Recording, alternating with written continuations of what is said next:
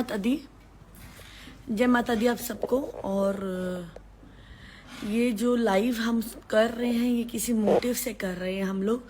Please जो जो यहाँ पे मेंटेन है, जो जिसके अंदर इंसानियत है, जो जो ह्यूमन है वो यहाँ पे रहे, जो इनह्यूमन है वो जाना चाहे तो जा सके। भाई अगर आप आ जाओ तो यहाँ कमेंट ज़रूर करना है कि मैं आ गया हूँ मैम। एंड ये एक बहुत शर्मनाक वाक़या हुआ है। जो भी ये वाक़या हुआ है राखी के टाइम पे हुआ है। वह एक लड़की का बलात्कार हुआ है और उसके ऊपर एक्शन नहीं हो रहा है। तो ये लाइव उससे रिलेटेड हम लोग ज्वाइन कर रहे हैं। प्लीज़ हाथ जोड़ के रिक्वेस्ट है, जो जो ह्यूमन है वो इस लाइव में रहे। भाई अगर आप यहाँ पे आ गए हो तो कमेंट करना कि मैं आ गया हूँ। लाइव को इतना शेयर कर दो कि आज मेरी लाइव में शेयर करो। अभी जो भाई आएंगे वो बताएंगे इंसिडेंट क्या हुआ। उन्होंने मुझे बताया, मेरे से सुना नहीं गया और मैंने कहा कि मुझसे बोला भी नहीं जाएगा। भाई आप अपने ज़बान से बता देना और हम सबको मिलके ट्वीट करना है। हम सबको यहाँ लाइव में केवल इसलिए रहना ताकि हमें ये बात समझ में आ सके। भाई आप आ गए हो तो कमेंट कीजिएगा प्लीज़, मुझे ऐसे नहीं पता चलेगा कि आप आ गए हो। कमेंट करना पड़ेगा भाई। बहुत सारे यहाँ पे वो आ रखी हैं रिक्वेस्ट, तो आप आ गए हो तो प्लीज़ आपको कमेंट करना पड़ेगा भाई कि मैं आ गया हूँ। प्लीज़ कमेंट करना भाई अगर आप आ गए हो तो। मैं कमेंट पे देख रही हूँ ये यस मैं आ गया हूँ। तो ये बात मेरे से बर्दाश्त नहीं हुआ, वैसे समझ में नहीं आया क्योंकि हम भी औरत है, हमारी भी बच्चे आगे जाके सोसाइटी सेट होनी है। तो ये लाइफ को मैक्सिमम शेयर करना, किसी के बारे में मत सोचना कि क्या है क्या नहीं है। ये लाइफ किसी के लिए नहीं है, ना मेरे लिए ना किसी और के लिए। ये लाइफ एक ह्यूमैनिटी के लिए है। एक बहन अपने भाई से जो मिलने गई थी उसका आई थिंक 3 बार, भाई ने बताया 3 बार बलात्कार हुआ। बहुत बुरी सिचुएशन में उसकी हालत है, उसके खूनियों को पकड़ा नहीं जा रहा। हम भाई का ये एक्ट है कि ये इस पे एक्टिव होके ट्वीट मार रहे हैं ताकि इस पे एक्शन लिया जाए। तो यहाँ पे मैं आप लोगों से हाथ जोड़ के रिक्वेस्ट करती हूँ, यहाँ पे आप लोग केवल और केवल ट्वीट मारने के लिए हम आपको बुला रहे हैं। यहाँ पे कोई भी नेगेटिव कमेंट आएगा, लाइफ पे इम्पैक्ट आएगा, मैं ब्लॉक कर दूंगी या कमेंट्स को मैं ऑफ कर दूंगी। भाई आप अनेबल टू ज्वाइन हो गए हो, मुझे पता नहीं क्यों हुए हो ऐसा, फिर कमेंट करो। ये राखी के टाइम पे जिस जगह हुआ तो वो तो भाई आपको अच्छे से एक्सप्लेन करेंगे ये किस जगह हुआ है। रुको मैं 1 मिनट उनको रिक्वेस्ट यहाँ से दे देती हूँ। भाई मैंने आपको लाइव की रिक्वेस्ट सेंड की, आप उसको एक्सेप्ट करो। मैसेज में आया होगा डीएम में, लाइव की रिक्वेस्ट आई आपके पास, उसको ज्वाइन करो। एक बहन अपने भाई से मिलने जा रही थी और उसके साथ 3 बार भाई ने बताया कि बलात्कार हुआ और उसकी हालत इतनी। भाई आप अपने डीएम में जाओ, मैंने आपको रिक्वेस्ट भेजी है, उसको एक्सेप्ट करो। और भाई ने इस पे एक्शन लिया है। वे इज माई राखी। भाई विवेक भाई भी आ गए हैं, हमारे प्यारे प्यारे विवेक भाई भी आ गए हैं। भाई आप पे तो जान कुर्बान। ये एक हम ट्वीट कर रहे हैं जिसमें हम लोग प्रधानमंत्री मोदी को ट्वीट करेंगे। एक बच्ची का बलात्कार हुआ। भाई प्लीज आप बताइए कहाँ पे ये बलात्कार की सिचुएशन हुई है। जय माता दी। जय माता। हम जिस घटना की बातचीत कर रहे हैं वह महाराष्ट्र के गोंदिया और भंडारा जिले, 2 जिलों के बीच में यह घटना हुई। और जिस विक्टिम की हम लोग बात कर रहे हैं वह विक्टिम 35 वर्षीय एक महिला है। अपने बहन के घर से निकल के भाई के घर की ओर जाने वाली उस गरीब महिला को लिफ्ट देकर, भरोसा दिलाकर जंगल में ले आकर के इस प्रकार का कुकृत्य हुआ। यह घटना 30 जुलाई, जिस दिन देश में एक महिला राष्ट्रपति शपथ लेती है और हम देश के सर्वोच्च पद पर एक महिला को बैठा रहे हैं, उसी जगह देश के एक कोने में इस तरीके की घिनौनी घटना होती है। 30 जुलाई से लेकर 1 अगस्त तक उस पीड़ित महिला के साथ में घिनौना कृत्य होता रहा। एक बार नहीं 2 बार उसके साथ यह घटना हुई। इस दौरान वह पुलिस स्टेशन की शरण में भी गई, पर उसको विश्वास में नहीं लिया गया, उसे प्रथमोपचार नहीं मिला और इस के चलते वह पुलिस स्टेशन से बिना न्याय पाए वापस बाहर की ओर गई और बाहर जाने पर फिर कुछ दरिंदों ने उसे जंगल ले आकर यह घटना की। इस लाइव का उद्देश्य या निशा दीदी के साथ लाइव आने का उद्देश्य एकमात्र इतना था कि दिल्ली में जब निर्भया कांड हुआ तो दिल्ली के उस निर्भया कांड की गूंज हमारे शहर गोंदिया तक, महाराष्ट्र के छोटे से शहर तक आई। हम सभी ने उसकी मौत पर मोमबत्तियां जलाई।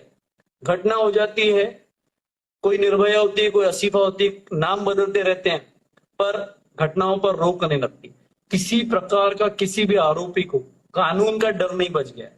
अब आप ये सोचिए कि जब छोटे शहरों में ऐसी घटना होती है और इतने छोटे से सर्कमस्टेंसेस में पुलिस अगर उस आरोपी को, उन आरोपियों को नहीं पकड़ पा रही है, तो सोचिए कि किस तरीके की न्याय व्यवस्था है। क्या किसी भी घर की महिला, हमारी बहन, माँ, बीवी, जितनी भी महिलाएं जो खुला बाहर शहर में निकलती है, वह लोग अपने आप को कितना इनसिक्योर महसूस करेंगे इस घटना को लेकर। आज इस घटना को 13वां दिन हो चुका है, 13 दिन कंप्लीट हो चुके हैं।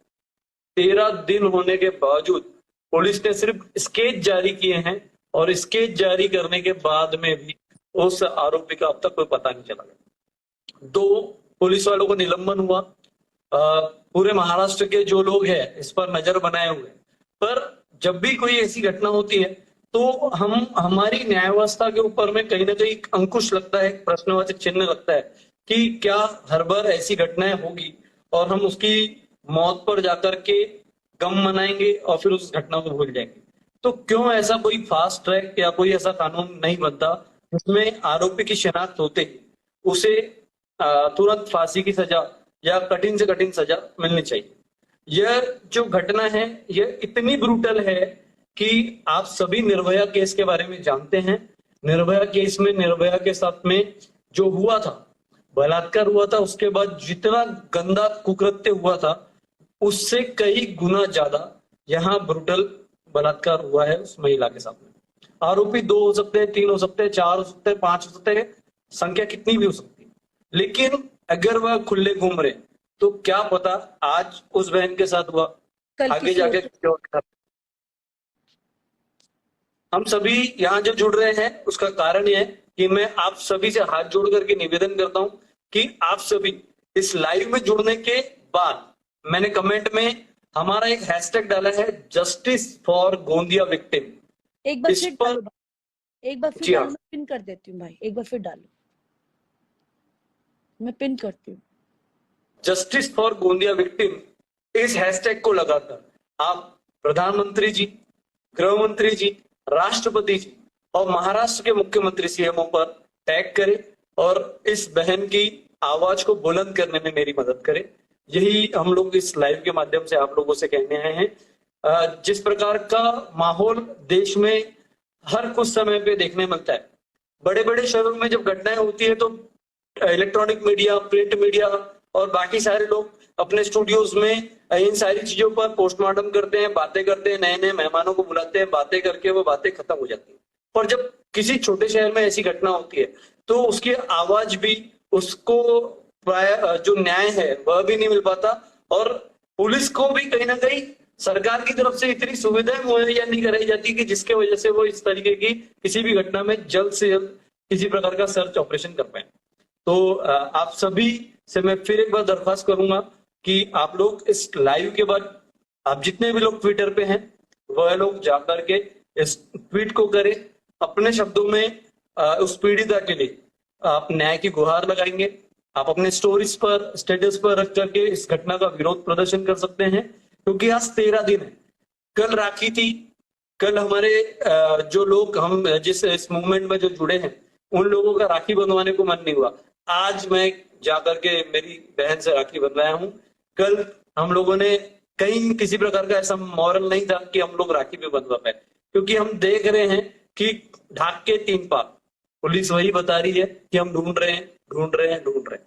तो मेरा निवेदन आप सबसे बार बार कि आप लोग इस लाइव के बाद ट्विटर पे जाएं, ट्विटर पे hashtag justice for Gondia victim, जो कि पिन किया है दीदी ने, इस हैशटैग को वापरेंगे और अपनी भाषा में, सरल भाषा में प्रधानमंत्री जी को, राष्ट्रपति जी को निवेदन करेंगे कि उस पीड़िता को न्याय मिले।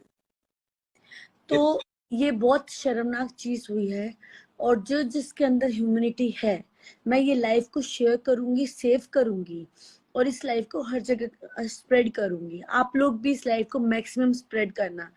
प्लस उसके साथ भाई ने कहा जिसका ट्विटर पे अकाउंट है, अरे नहीं है तो जैसे इंस्टाग्राम अपडेट होता है ऐसे ही ट्विटर बनता है, बनाओ अकाउंट।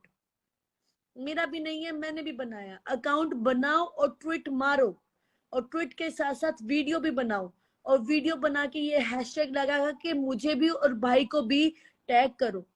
हम अपनी स्टोरी में शेयर करेंगे।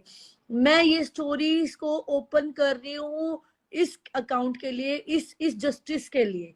जो जो ये स्टोरी लगाएगा, वर्बल बोल के लगाएगा या स्टोरी पे करेगा, मुझे टैग करे, भाई को टैग करे, भाई की आईडी भी आपको मेंशन हो रही है। आवाज उठाना बहुत जरूरी है सही चीज के लिए।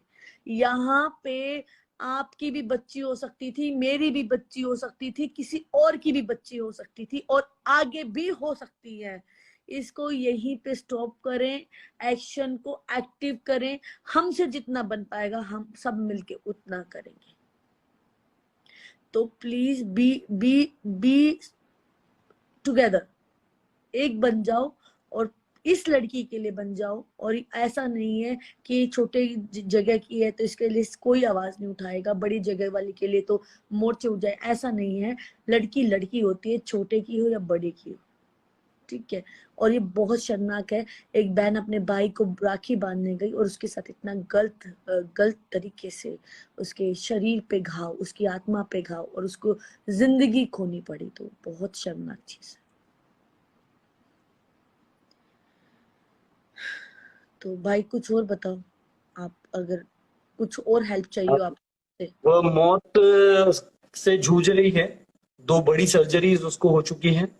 हम लोग प्रेयर भी करेंगे उस महिला के लिए कि वह मतलब आपको अगर मैं बताना चाहूं तो उस महिला की इतनी हालत नहीं है कि वह इतने बड़े जख्म सह पाए, पर पता नहीं कौन सी ऐसी शक्ति उसके साथ है। शायद वह इन आरोपियों को सजा दिलवाने के लिए ही जीवित है, नहीं तो जिस प्रकार का उसके ऊपर में घाव उसे हुए हैं। हमारे आसपास में हमारी टीम में डॉक्टर्स भी है, उनका बोलना है कि ये जीवित कैसे है ये हमें नहीं पता, पर कोई ना कोई शक्ति जरूर इसका साथ दे रही है, इसीलिए जिंदा है। और हमें लगता है कि यह आरोपियों की शिनाख्त के लिए जिंदा है, वरना शायद जिस हिसाब का इसको इंजरी है, आपको मैं इंजरी बता रहा हूं कि निर्भया कांड से भी ज्यादा इंजरी उसको है, ये डॉक्टर्स का कहना है, मेडिकल प्रूवन है। देखिए, तो घटना एक बार हुई, एक जंगल में हुई, उस जंगल से ले जा करके उस घटना को करने वाले उसे एक दूसरे जंगल में ले जाके फेंक देते हैं। उस जंगल से निकल करके वह रोड पर आती है, एक पुलिस स्टेशन की शरण में आती है, और उसके बावजूद उसके साथ इनजस्टिस होता है, उसको विश्वास में नहीं लिया जाता। और उसके बाद दोबारा एक ढाबे वाला, एक पंचर वाला उसे विश्वास में लेते हैं, और फिर से उसके साथ में दोबारा एक कृत्य करते हैं।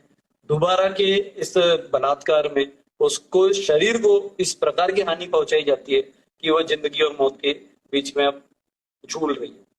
आज इस केस को 13 दिन हो चुके हैं। सबसे बड़ी बात यह है कि 13 दिन हो जाने के बावजूद भी हम ये सोच रहे हैं कि वह आरोपी पकड़ा जाएगा। महाराष्ट्र सरकार ने फास्ट ट्रैक कोर्ट में मामला चलाने की बात कही है, विश्वास दिलाया है, एसआईटी का गठन भी हुआ है, लेकिन आरोपी पकड़ा जाएगा तब आप उसे फास्ट ट्रैक कोर्ट में ले जाएंगे। अभी हमारे सामने आरोपी ही नहीं है, तो यह इस घटना का भाई वो आरोपी खुलेआम घूम रहा है। हाँ, तो अब आरोपी नहीं पकड़ में आया तो कहीं ना कहीं तो होगा, किसी ना किसी की शरण में होगा, कोई ऐसा तो होगा जो उसे शरण दे के बैठा है। तो उसने भी सोचना चाहिए कि आज किसी बहन के साथ हुआ है, कल उसके परिवार की किसी महिला के साथ भी ऐसी कोई घटना हो सकती है। बहुत ही निंदनीय घटना है, और हमारे यहाँ पर इस तरीके का माहौल है। अगर हमारे यहाँ पर हम लोगों को आरोपी का सर्च नहीं होता है और कुछ नहीं मिल रहा है, तो हम 14 अगस्त को अनशन पे भी बैठने वाले हैं, और हमारी पूरी तैयारी हमारी तो हमने भाई पेंशन पे हम मैं भी यहाँ पे हम लोग भी कुछ नहीं खाएंगे, जो जो हमारे अकाउंट पे हैं हम लोग भी कुछ नहीं खाएंगे, हम भी भूख हड़ताल करेंगे। आप बस बताना कैसे करना है। और अब सारे मूवमेंट को मैं आप लोगों से जानकारी देते रहूंगा। और हम लोगों का उद्देश्य, सोशल मीडिया एक ऐसा प्लेटफॉर्म है जिससे हम हमारी आवाज को बुलंद कर सकते हैं, हम हजारों लोगों तक एक साथ पहुंच सकते हैं। तो इसीलिए हमने इस प्लेटफॉर्म को चुना है। कल से हमने इस मूवमेंट को थोड़ा एक्टिवली, क्योंकि 10-12 दिन तक के पुलिस को समय दिया, सारे प्रकार के निवेदन दिए, सारे प्रकार के डेपुटेशन दिए, पर फिर भी हो नहीं रहा कुछ। तो हमने इस तरीके के तरीके इजाद किए जिसके माध्यम से हर किसी को पता चले और हमारे देश के सर्वोच्च पद पर बैठे लोगों तक हमारी ये बात पहुंचे कि जहां आप देश में सबका साथ सबका विकास की बात करते हो, हर किसी को साथ में लेने की बात करते हो, वहीं ऐसे छोटे छोटे कस्बों में इतनी बड़ी बड़ी घटनाएं हो जाती है और क्या आप तक उनकी आवाज पहुंचती है, वह आवाज पहुंचाना हम चाहते हैं जिससे ऊपर बैठा हुआ शीर्षस्थ पदाधिकारी जो है वह भी नीचे हर व्यक्ति पर, हर तबके पर ध्यान दे और कानून व्यवस्था इतनी कड़क हो जाए कि लोगों को कानून का इतना डर रहे कि एक छोटा सा कोई किसी को गाली बकने से भी डरे। इस तरीके की कानून व्यवस्था की हमारे भारत को जरूरत है जिससे कि किसी भी बच्चे को, बच्ची को ऐसी किसी घटना का सामना ना करना पड़े। भाई बच्चा बच जाए, यही बहुत है। और जो भी आपका आगे आपको मुझसे जो मदद चाहिए, जैसा भी चाहिए, हम आपके साथ हैं। हम आपका साथ कहीं नहीं छोड़ेंगे। मेरी बहनें, यहाँ पे बैठे हुए भाई, सब आपके साथ हैं और आपका साथ निभाएंगे। मेरा फेसबुक, मेरा यूट्यूब और मेरा इंस्टाग्राम, जैसे आप कहेंगे मैं वैसे आपकी मदद करूंगी। बस आप हमें बताना हमें क्या करना है, ठीक है। और प्लीज यहाँ पे बैठे हुए सब जाके ट्वीट करेंगे, ये लाइव सेव करेंगे। इस लाइव के बाद ये जस्टिस फॉर गोविंदा विक्टिम के लिए हम लोग, मैं डिस्क्रिप्शन में लगा दूंगी, आप वहां जाके टैग कीजिए, रील बनाइए, पोस्ट लगाइए, हमें टैग कीजिए, हम शेयर कर रहे टैग को, हमें टैग कीजिए। मुझे ये बात का पता जैसे ही चला था कल, तो मुझे बहुत बुरा लगा था, क्योंकि मेरी भी 2 बेटियां, हम मुझे डर लगने लग जाता है, हमको भी डर लगने लग जाता है कल का टाइम कैसे आने वाला है।